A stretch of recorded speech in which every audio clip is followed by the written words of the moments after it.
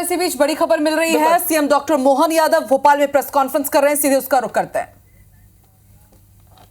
सब मिलाकर के 2 अक्टूबर 2023 में ग्वालियर में 19,000 करोड़ की ऐसे करके कई भूमि पूजन, लोकार्पण, शिलान्यास के पुराने रिकॉर्ड देखें, उसकी तुलना में नए रिकॉर्ड हम देखेंगे तो माननीय प्रधानमंत्री जी के सब क्षेत्रों में समान रूप से जितना ध्यान देना चाहिए थे मध्य प्रदेश का, जो हम स्लोगन चला रहे थे कि एमपी के मन में मोदी और मोदी के मन में एमपी।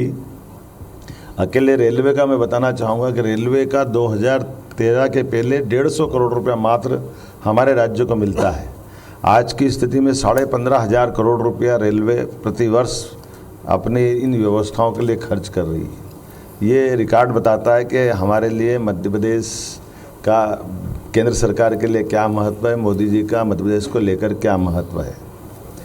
आईटी से लेकर इंडस्ट्री तक, इरिगेशन से लगा करके तमाम सभी क्षेत्रों में समान रूप से ध्यान देते हुए जिस प्रकार से माननीय प्रधानमंत्री जी ध्यान दे रहे हैं, ऐसा लग रहा है कि वास्तव में हमारे लिए तो ये सबसे अच्छा स्वर्णिम काल है जब उदारतापूर्वक संसाधन केंद्र सरकार के माध्यम से मध्य प्रदेश को मिल रहा है। चूँकि चुनाव की बेला है और चुनाव की बेला में अभी इसी आचार संहिता के बाद से लगातार 7 अप्रैल जबलपुर, 9 अप्रैल बालाघाट, 14 अप्रैल नर्मदापुरम, 19 अप्रैल दमोह लगातार, और ये अब हमारे यहाँ इसी माह जो कल आने वाले वो 5वीं बार आएंगे। और ये एक सभा थी, लेकिन अभी कल की एक साथ हमारे 2 सभाएं रहेगी, एक सागर में, एक हरदा में और एक रोड शो हमारे यहाँ होने वाला है। कितना अच्छा एक प्रयोग माननीय मोदी जी ने ये भी किया है कि हमारे पास बड़े महानगरों में, मैं जबलपुर में मौजूद था स्वयं, बगैर बोले भी भाजपा का प्रचार कैसे करते हैं ये रोड शो के माध्यम से उनने करके दिखाया है। मेरे हाथ में भी कमल का फूल दिया, उनने भी कमल के फूल का चिन्ह लिया और मुंह से एक शब्द नहीं बोला, लेकिन पूरे रोड शो में कमल के फूल की जो हमारी इस चुनाव में सबसे ज़्यादा प्रचार की ज़रूरत है। तो ये भी एक कितना एक अनुपम तरीका है कि हमारे रोड शो में अंदर की तरफ घुस करके अपनी बात भी पूरी कर दो और वो आम सभा के लायक सारा तामझाम, भाषणबाजी वगैरह कुछ न करते हुए मौन रूप से भी अपने वोट की अपील करते हैं। ये यूनिक प्रयोग वाकई अद्भुत है।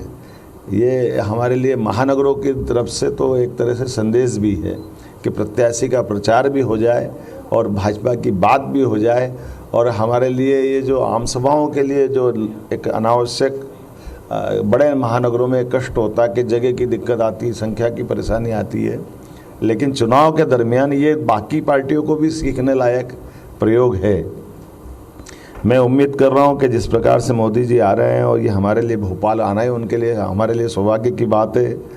राजा भोज की नगरी, रानी कमलापति की नगरी में भव्य रोड शो भी होगा। ये लगभग 1 किलोमीटर का होगा, जो मालवीय तिराहा रोड से प्रारंभ होकर रोशनपुरा पूरा करते हुए मेजर नानके चौराहे तक खुले रथ में वो जनता का अभिवादन करते हुए इस रोड शो को पूरा करेंगे। 200 से अधिक मंचों पर अलग अलग प्रकार से हमारे माननीय प्रधानमंत्री का अपने नागरिकगण अभिनंदन करेंगे। अपने अपने तरीके से विभिन्न समाजों के लोग, विभिन्न कलाकार, साधु संत, सभी प्रकार की तरह से जो एक हमारी भव्य परंपरा रही है अतीत में मध्य प्रदेश की, उस परंपरा के हिसाब से हम भव्य पुष्प वर्षा के साथ माननीय प्रधानमंत्री का स्वागत करेंगे। और जैसा कि कहा गया है, कांग्रेस ने जो बोलना बोले, उनको भगवा से आपत्ति हो सकती होगी, लेकिन हमने तो कहा कि भगवा के प्रति ऐसी आपत्ति होना, ये इस आपत्ति पे हमारी आपत्ति है कि इनके मन में जो होगा होगा, लेकिन हमारे मन में तो भगवा के लिए सदैव युगों युगों से भारत में हमारा अपना भगवा, भारत माता के अगर चिन्ह की कल्पना करें, भारत माता के चित्र की, तो उनके हाथ में ध्वज कौन सा है। और कोई भी हमारा देवालय उठा के देख लो, उस पर पताका अगर लहराएगी तो क्या लहराएगी। कोई भी साधु संत घर छोड़ के संन्यास ग्रहण करता है, तो हमारे यहाँ तो सूर्य आधारित संस्कृति है। तो जो त्यागमय संस्कृति है, वैराग्य की संस्कृति है, उदार संस्कृति है, सबको समाहित करने वाली संस्कृति है, इसके प्रति नफरत ये कतई बर्दाश्त नहीं की जाएगी। इसलिए हमने कहा भगवामय ये रोड शो रहेगा। हमारे अपने मन में जो भाव है वो उसको प्रकटीकरण में हमें कोई संकोच नहीं है। दुल्हन की तरह भोपाल सजेगा। सभी वर्ग की महिलाएं, पुरुष जो आरती उतारते हुए, हमारी परंपरा है। हमारी बंगाली समाज की बहनें तो बहुत अच्छे से शंख वादन करके और शंख ध्वनि के साथ, और लक्ष्मी माता की उल्लू की जो सवारी का दृश्य रहता है वो शंख के साथ एक विशेष ध्वनि से भी अभिनंदन करती है। वो अभिनंदन का दृश्य रहेगा। और गगनभेदी मोदी मोदी के नारों के साथ पुष्प वर्षा करते हुए सभी प्रतिष्ठान से आपके सबके माध्यम से अपील कर रहे हैं कि जहाँ जिसके प्रतिष्ठान है वो भी स्वागत करे, वंदन करे, अभिनंदन करे। दुनिया के सबसे लोकप्रिय प्रधानमंत्री हमारे बीच पधार रहे हैं, तो ये हमारे लिए गौरव की बात है, गर्व की बात है। और एक ऐसे प्रधानमंत्री जो जिस ढंग से उन्होंने आर्थिक व्यवस्था से लेकर सब क्षेत्रों में भारत का मान बढ़ाया, सम्मान बढ़ाया।